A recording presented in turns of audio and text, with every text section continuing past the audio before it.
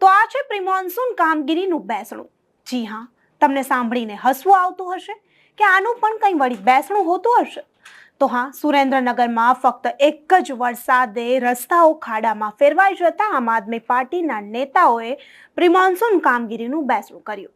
ભારતીય જનતા પાર્ટીના નેતાઓ પર સવાલો ઉઠાવ્યા અને જ્યાં પણ ભ્રષ્ટાચાર થયો છે તેમના પર પ્રહારો કર્યા। ત્યારે આમ આદમી પાર્ટીના નેતાઓનું કહેવું છે કે જે પ્રી મોન્સૂન કામગીરી માટે બજેટ ફાળવવામાં આવ્યું હતું તેનો એક પણ પૈસો ખર્ચ થયો નથી। તે બધો જ પૈસો ભારતીય જનતા પાર્ટીના નેતાઓના ખિસ્સામાં ગયો છે। ત્યારે જોઈએ કે આક્ષેપો કરતા આમ આદમી પાર્ટીના નેતાઓ વધુમાં શું કહી રહ્યા છે અને તે જ્યાં વિરોધ કરી રહ્યા છે, જે રીતે બેસણું કરી રહ્યા છે તેના દ્રશ્યો પર પણ એકવાર નજર કરીએ।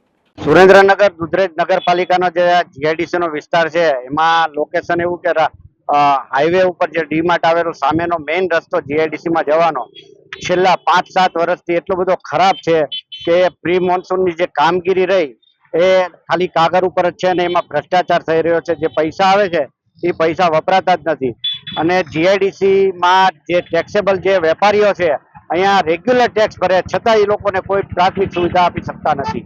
અને આજે અમે આમ આદમી પાર્ટી અહીંયા આ લોકોની નગરપાલિકાના ભાજપના ભ્રષ્ટાચાર સામે બેસણું કરેલ છે।